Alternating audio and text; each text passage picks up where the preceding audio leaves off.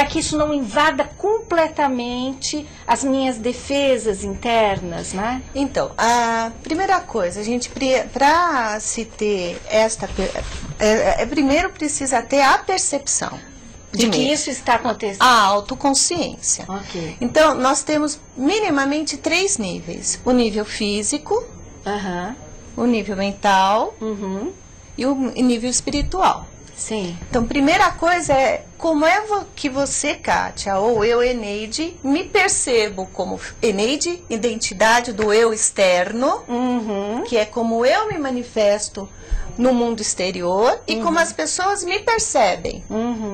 Então, agora, nesse momento, as pessoas estão me vendo e estão tirando uma identidade de mim. Certo. Este é meu eu externo.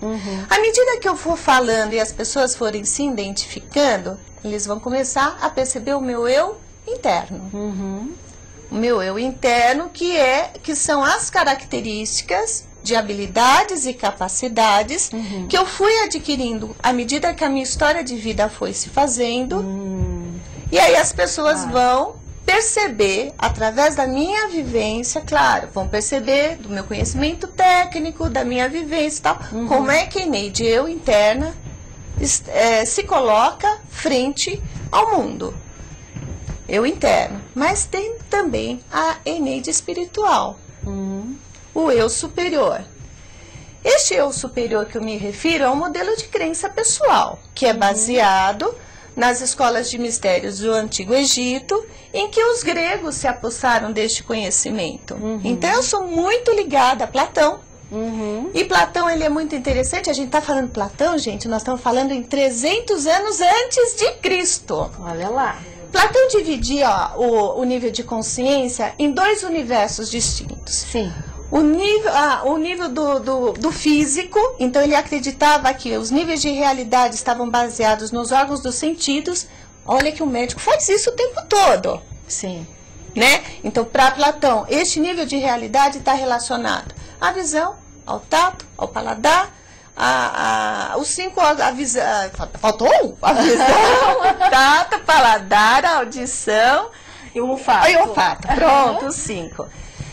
Mas Platão fala assim, não, mas isso é uma das facetas da realidade, porque ela engana, os órgãos dos sentidos enganam. Olha. Platão. Aí ele fala assim, não, mas também existe a dimensão do pensamento. Então Platão, já naquela época, reconhece que as formas pensamento atuam no nosso corpo. E qual o meio de ligar o mundo do pensamento com o mundo da matéria? A palavra. Ah, que lindo. É a trindade, né? É a trindade que se faz. E aí o problema da palavra é que a palavra tem múltiplas significações. Então quando eu falo assim, imagine você, que eu falo para você, caro internautas, imagine a seguinte situação, eu vou dizer a você, pense na seguinte frase: coração na mão. Coração na mão. Pronto, aí uns vão pensar uma mãozinha com um coraçãozinho de borracha na mão. Outros vão pensar na imagem do coração feita com as mãos. Sim.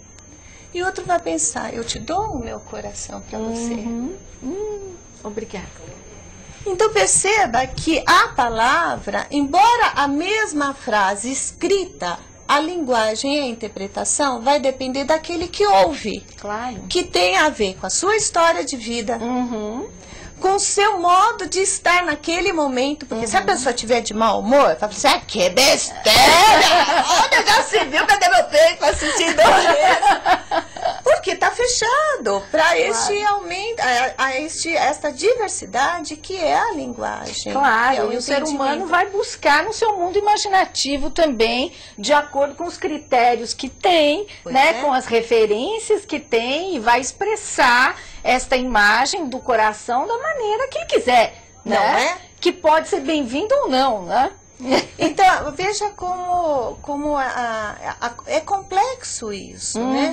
Então, se na área da medicina ele vai estar focando os sistemas, então, quando a medicina estuda o físico, ela vai começar do esqueleto, dos ossos. E aí a gente tem um ortopedista que só cuida dos ossos.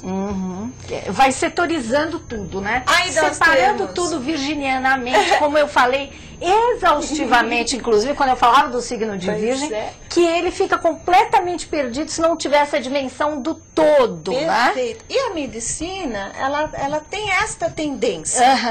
Então, de setorizar, e o pior, ela prioriza. Então, você é cardiologista, o resto não serve, só vale o coração. Mas eu tô com a unha encravada, vai procurar o dermato, eu aqui só o coração. Então, essa perda do conjunto é que faz a diferença, porque uma unha encravada causa dor. A dor aumenta a descarga de adrenalina. Olha lá. E com isso, há um aumento de pressão arterial. Né? Imagina, uma dor do dedo pode fazer tudo isso? É porque você nunca teve uma grande dor de dedo. Pode sim, pode sim.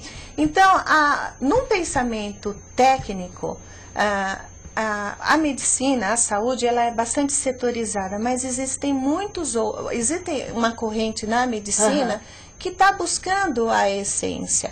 Quando você pega o pessoal que estuda a neurociência, por exemplo, ele já está entendendo um pouquinho, assim, ele está ultrapassando um pouquinho mais o limite só do físico.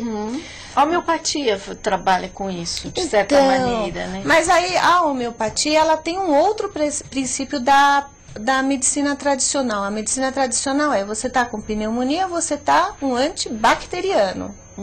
A homeopatia não. Se você tem uma crise de asma, você dá um medicamento que provoque a asma para que seu próprio organismo reaja. Você vai trabalhar no igual e não no contrário, né? Isso. Certo. Agora, quando a gente pega aí o entendimento mais místico, mas que não é tão místico, porque, digamos que vai trabalhar com energia, com cristais, com cores, que são coisas que eu acredito bastante, com aromoterapia, né?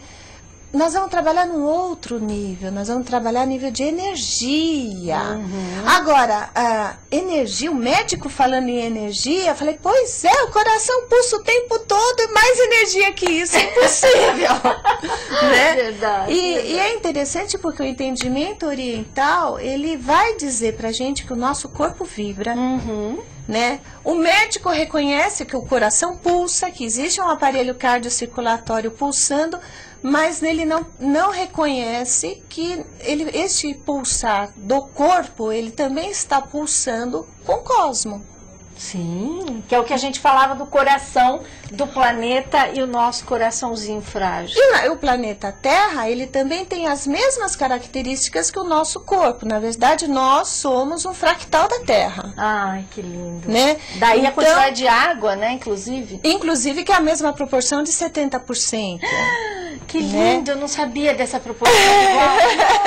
Nossa, então, olha só. O planeta Terra também tem toda a sua parte de geografia e de sua dimensão terrestre. Ela também tem dentro dela uma energia que é o magma, as suas fronteiras, as suas fronteiras todas. Ela também pulsa. A ressonância de Schumann mostra isso. É um físico que mostra que o planeta Terra está vibrando mais rápido e por conta desta vibração a percepção de tempo é muito rápida.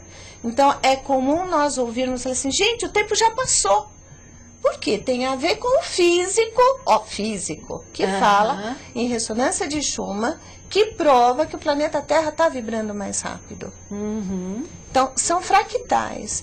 Então imagina, se nós estamos dentro de uma Terra que também é viva, né?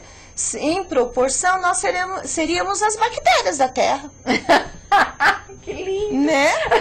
Porque bactérias no sentido de ser colonizadora, hospedeira, que nem do intestino que nós temos bactérias que precisam estar lá para que o processo de fermentação aconteça, assim no planeta Terra. Nós podemos ser semeadores do bem-estar da Terra, que é esta visão que hoje nós temos do verde, em prol do verde, da sustentabilidade. Sim. Ou então a Terra nos elimina. Pois é, alguma coisa tem que acontecer. Gente, nós somos bactérias que podemos ser eliminados.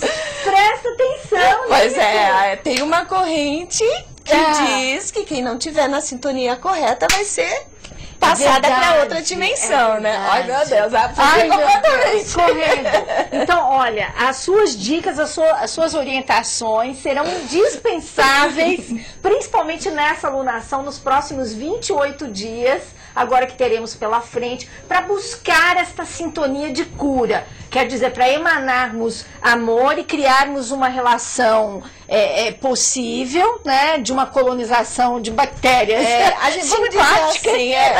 Vamos dizer assim, todos nós somos seres conscientes, né? O grau de nível de consciência é que varia de pessoa para pessoa. Sim. À medida que a pessoa tem autoconsciência de quem ela é fisicamente, de como ela sente. Sim. Então é a coisa do pensar, falar, sentir e expressar. Então, na medida que ela é consciente e responsável por isso, ela entra na corrente do inconsciente coletivo de elevação de padrão vibratório. Sim. Então, nós podemos fazer a diferença? Sim, nós fazemos a diferença. Madre Teresa de Calcutá já diz isso. Claro. Você pode fazer a diferença no mundo. De que forma? Pensando, falando, sentindo de forma coerente com os seus modelos de crença. E esse é o grande problema, que nós já temos em nós um modelo de crença de que não vai mudar, que tudo tá uma porcaria, que a corrupção é uma realidade que não tem cura. Verdade. Agora, se a gente começar a dar a gente, fala assim, não, pode ser que o mundo aí fora tá assim, mas o meu mundo, o mundo que está em torno de mim, vai sentir que eu sou diferente, eu faço a diferença. E eu acredito nisso. E dessa forma eu sou incorruptível, eu crio uma força diante desta crença, né? Aí veja, de que forma, você pergunta, de que forma a gente pode se tornar... Você precisa ter um modelo de crença. Tem pessoas que se apegam a uma religião. Eu volto a dizer, o meu modelo de crença é baseado nas escolas de mistério do Egito, do universo filosófico grego, que acredita na filosofia da imanência. Vou decodificar isso. Sim. Eu acredito que eu carrego dentro de mim a centelha divina, a qual eu denomino chama trina ou chama crística, que está dentro de uma corrente filosófica do Antigo Egito, que está dentro da corrente filosófica Rosa Cruz, que está dentro da corrente filosófica da Grande Fraternidade. E aí eu acredito, minha crença, que dentro de mim eu possa acionar esta centelha de Deus e a partir de mim eu chegar a um nível de consciência melhor.